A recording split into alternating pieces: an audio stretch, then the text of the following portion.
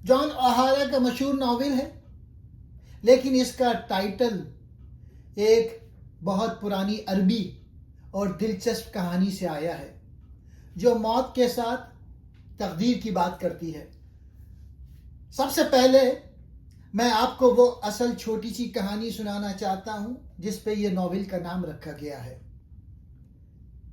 एक दफा बगदाद में एक ताजिर था। उसने अपने नौकर को बाजार भेजा कि कुछ सामान खरीद लाए। थोड़ी देर बाद नौकर वापस आया, बिल्कुल सफेद पड़ गया, कांप रहा था। उसने कहा, मालिक, बाजार में मुझे मौत मिली। उसने मेरी तरफ देखकर धमकी भरी हरकत की। मैं बहुत डर गया हूं। बराए मेहरबानी मुझे अपना घोड़ा दे दो, मैं फौरन भागकर समारा चला जाऊंगा, वहां मौत मुझे नहीं ढूंढ सकेगी। ताजिर ने उसे घोड़ा दे दिया।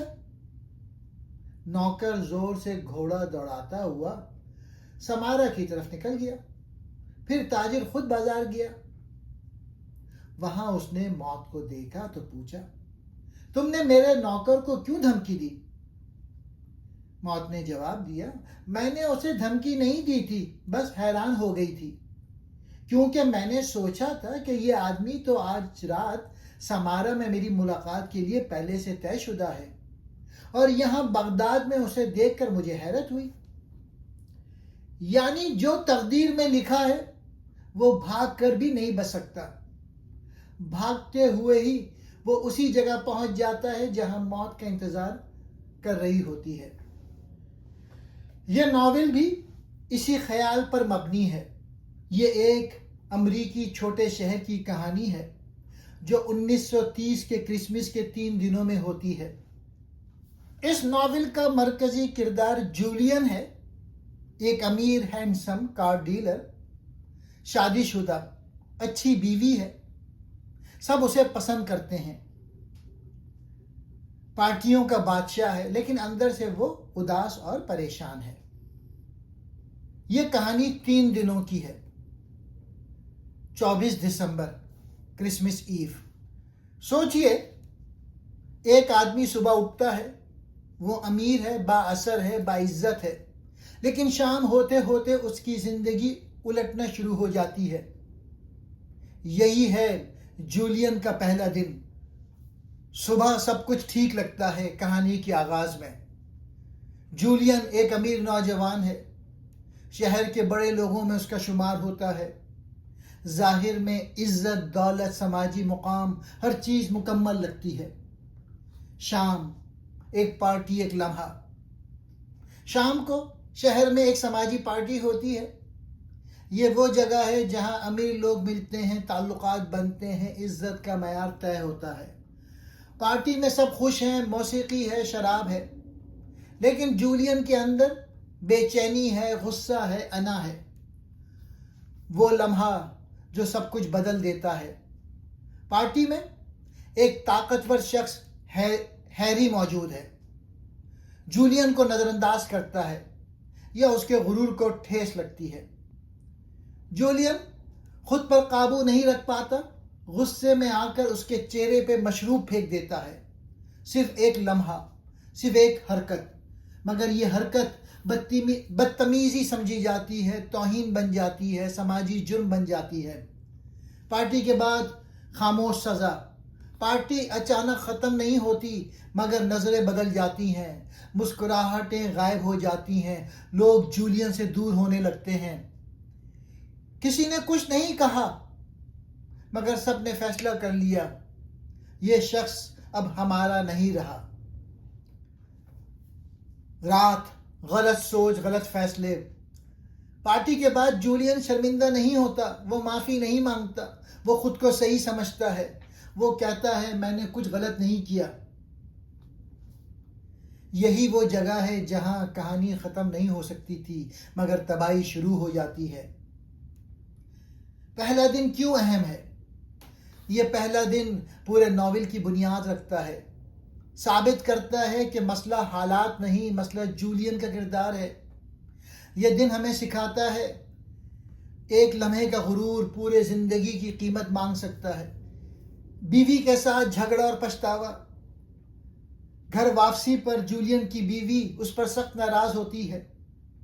اسے سمجھ نہیں آتا کہ اس کے شوہر نے اتنی بڑی بیوقوفی کیوں کی. جولین کو اپنی غلطی کا احساس تو ہوتا ہے لیکن اس کی انا اسے معافی مانگنے سے روکتی ہے. پہلے دن کے اختتام تک جولین کی ساکھ کو پہلا بڑا دھچکا لگ چکا ہوتا ہے اور شہر میں اس کی حرکت کے چرچے شروع ہو جاتے ہیں. پہلے دن ہمیں پتہ چلتا ہے کہ جولین ایک سیلف ڈسٹرکٹیو انسان ہے، یعنی وہ خود ہی اپنی خوشیوں کو آگ لگانے والا شخص ہے. یہ دن دکھاتا ہے کہ کس طرح ایک چھوٹی سی سماجی غلطی آپ کی پوری زندگی بدل سکتی ہے. جیسے کہانی کا ملازم موت کو دیکھ کر ڈر گیا تھا، جولین نے ہیری کے چہرے پر پانی پھینک کر گویا اپنی سماجی موت کو دعوت دے دی تھی. دوستوں، کبھی کبھی ہم اپنی زندگی کے سکون سے اتنا بور ہو جاتے ہیں کہ ہم خود ہی اپنے ہاتھوں سے اپنا گھر جلانے نکل پڑتے ہیں.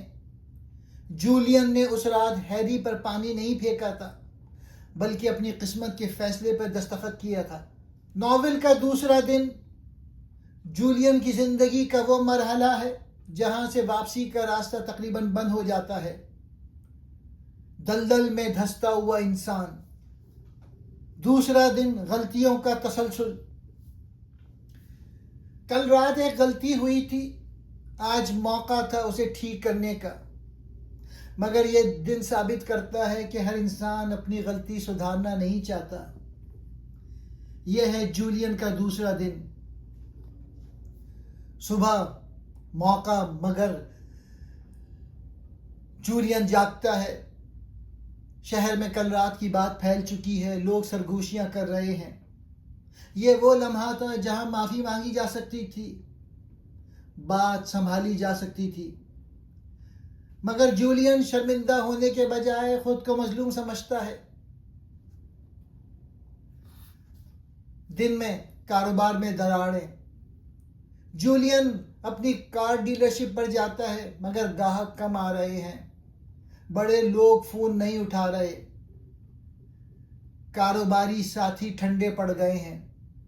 وہ سوچتا ہے یہ سب وقتی ہے، کل ٹھیک ہو جائے گا. لیکن حقیقت یہ ہے معاشرہ بدتمیزی نہیں بھولتا. تعلقات میں تناؤ. جولین کی بیوی اسے سمجھانے کی کوشش کرتی ہے، کہتی ہے بات سنبھالو، معافی مانگ لو. مگر جولین بات ماننے کو بے عزتی سمجھتا ہے.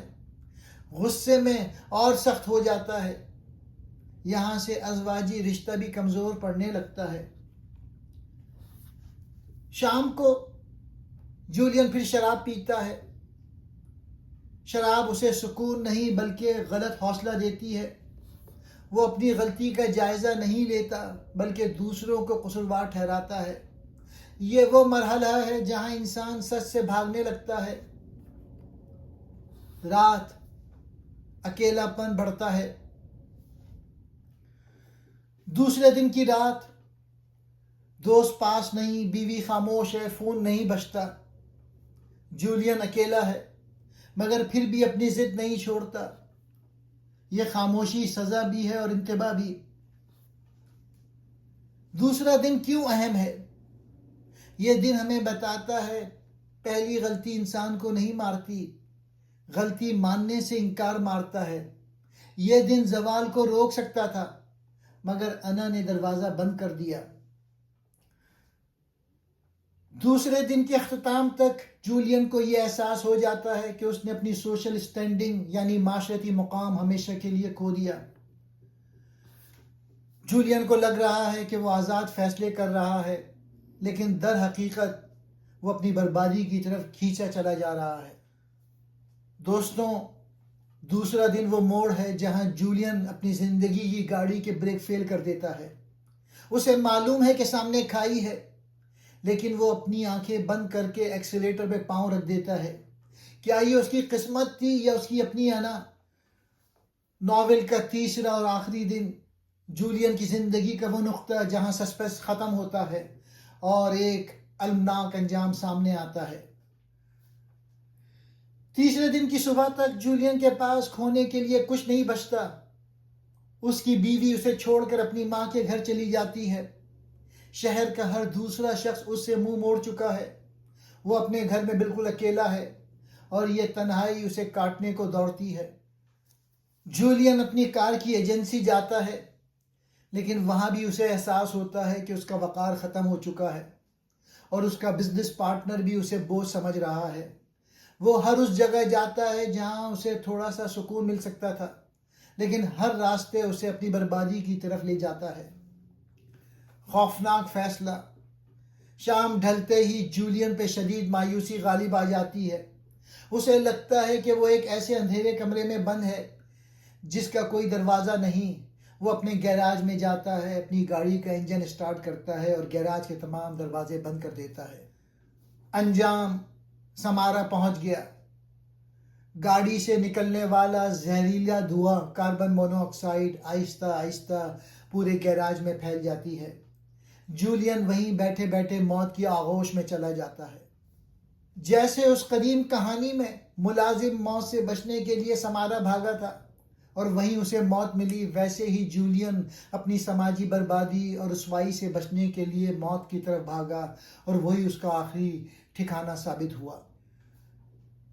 جولین کو کسی دشمن نے نہیں مارا، بلکہ اس کے اپنے رویوں اور سماجی تنہائی نے اسے مار دیا۔ ناول ہمیں یہ احساس دلاتا ہے کہ جولین کی تمام کوشش اسے غیر ارادی طور پہ اسی انجام کی طرف لے جا رہی تھی جو پہلے دن سے طے تھا۔ یہ دن دکھاتا ہے کہ جب انسان کے پاس امید ختم ہو جائے تو وہ سمارا پہنچنے میں دیر نہیں لگاتا۔ اور یوں جولین کی کہانی ختم ہوئی۔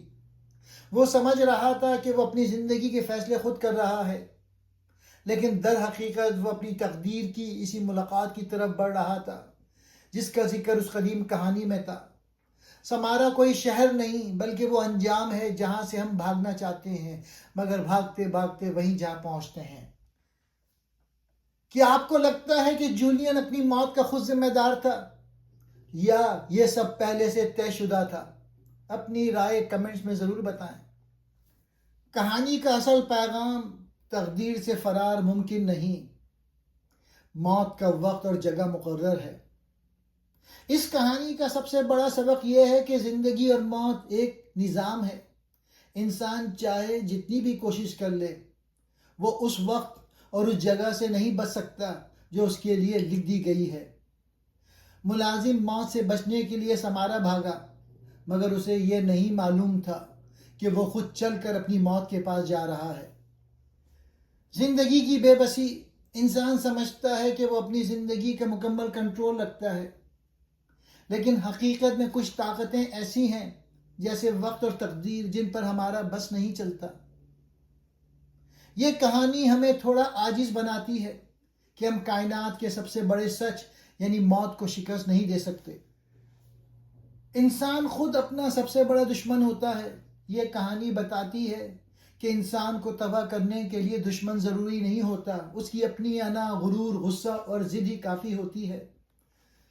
غرور انسان کو اندھا کر دیتا ہے۔ غرور انسان کو یہ احساس دلاتا ہے کہ میں غلط نہیں ہو سکتا، اور یہی سوچ انسان کو سچ دیکھنے کے قابل نہیں چھوڑتی۔ انسان وقت پر خود کو نہ بدلے تو وقت اسے توڑ دیتا ہے۔ یہ کہانی ہمیں سکھاتی ہے کہ جو انسان اپنی غلطی تسلیم نہیں کرتا، زندگی ایک دن اسے زبردستی سکھا دیتی ہے، مگر تب بہت دیر ہو چکی ہوتی ہے۔ تعلقات غرور سے نہیں، عاجزی سے بچتے ہیں۔ ناول کا ایک خوبصورت پیغام: رشتے طاقت سے نہیں، معافی، نرمی اور سمجھداری سے زندہ رہتے ہیں۔ انا سے تنہائی آتی ہے، غرور سے تباہی، ضد سے نقصان، معافی سے طاقت ملتی ہے، عاجزی سے نجات ملتی ہے، خود احتسابی سے کامیابی ملتی ہے۔ یہ کتاب ہمیں سکھاتی ہے کہ زندگی کا سب سے خطرناک دشمن باہر نہیں ہوتا، اندر ہوتا ہے۔ غرور، انا، غصہ اور ضد، یہ چار چیزیں مل کر ایک مضبوط انسان کو بھی توڑ دیتے ہیں۔ جو انسان خود کو نہیں بدلتا، زندگی اسے بدل دیتی ہے، اور وہ تبدیلی اکثر تکلیف دہ ہوتی ہے۔